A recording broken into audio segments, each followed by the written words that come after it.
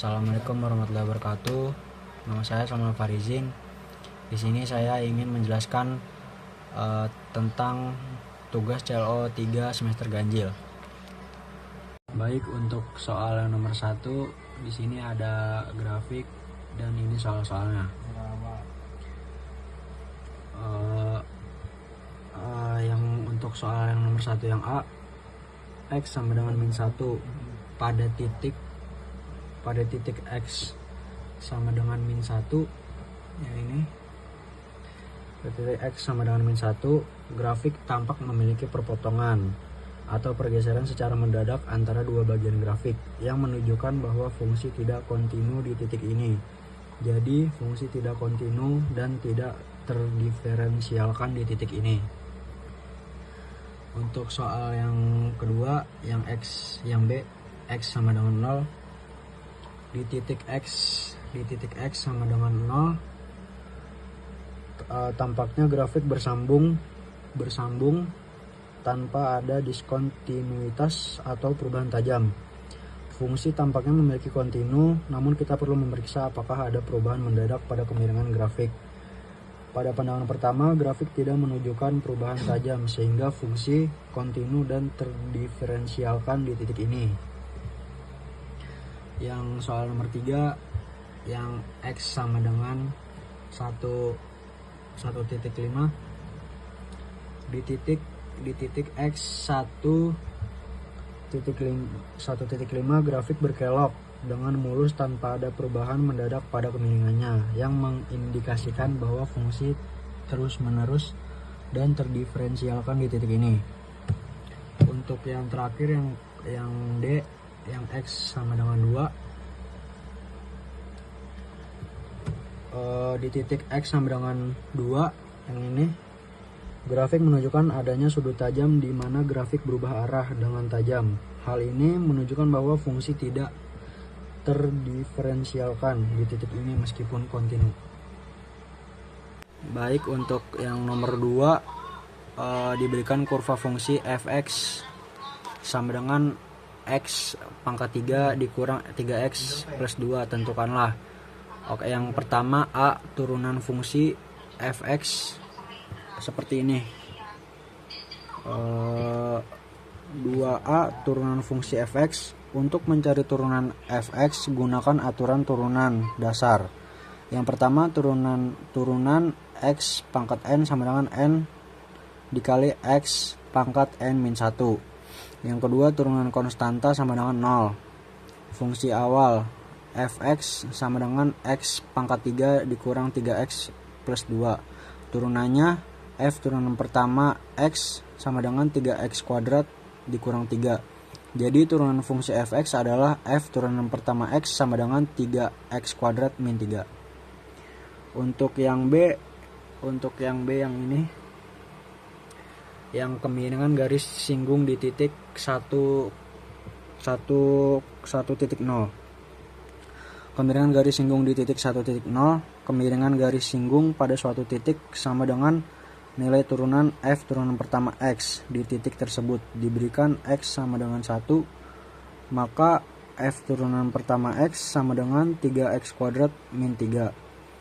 Substitusi x sama dengan 1, f turunan pertama 1 sama dengan 3 dikali 1 pangkat 2 dikurang 3 sama dengan 3 dikurang 3 sama dengan 0. Jadi kemiringan garis singgung di titik 1,0 adalah 0.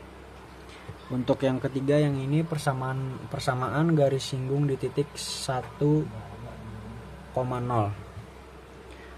Persamaan garis singgung di titik 1,0, persamaan garis singgung memiliki bentuk y dikurang y1 sama dengan m dalam kurung x dikurang x1. Yang pertama, dalam kurung x1, y1 sama dengan 1,0 adalah titik singgung. Yang kedua, m sama dengan 0 adalah kemiringan garis singgung. Substitusi ke persamaan, y dikurang 0 sama dengan 0 dalam kurung x dikurang 1, y sama dengan 0. Jadi persamaan garis singgung adalah y sama dengan 0. Untuk yang terakhir yang D, persamaan garis normal di titik 1,0.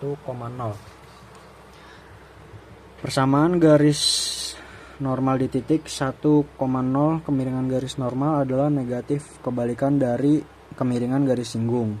Jika M singgung sama dengan 0, maka M normal sama dengan min 1 per 0. Namun karena kemiringan garis singgung 0, garis normal adalah garis vertikal, maka persamaan garis normal adalah X sama dengan 1. Jadi persamaan garis normal adalah X sama dengan 1. Baik, untuk yang nomor 3, suatu benda bergerak mengikuti lintasan Fx sama dengan 1/3 X pangkat 3 dikurang 1/2 X pangkat 2 dikurang 2X plus 1. Jawablah beberapa kondisi berikut. Yang pertama, A. Kapan benda tersebut bergerak naik?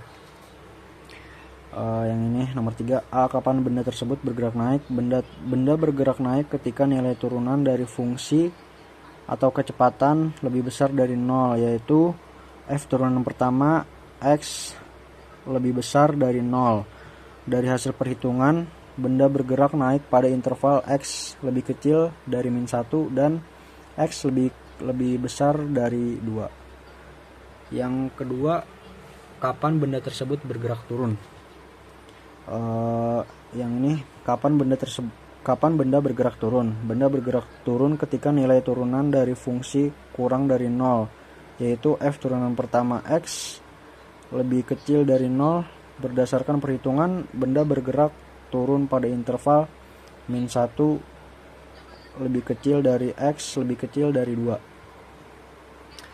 Untuk yang C, yang ketiga, kapan lintasan dari benda tersebut cekung ke atas?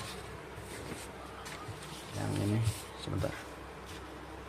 Kapan lintasan benda cekung ke atas? Lintasan cekung ke atas terjadi ketika turunan kedua dari fungsi atau percepatan lebih besar dari 0, yaitu F turunan kedua X lebih besar dari 0. Berdasarkan perhitungan, lintasan benda cekung ke atas terjadi saat X lebih besar dari 1/2. Yang keempat, yang D, kapan lintasan dari benda tersebut cekung ke bawah?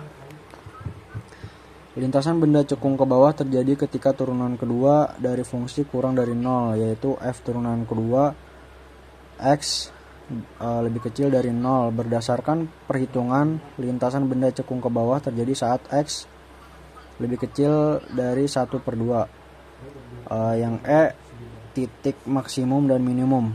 Yang pertama, titik maksimum adalah saat X sama dengan min 1 dengan nilai F min 1 F dikali min 1 sama dengan 13/6.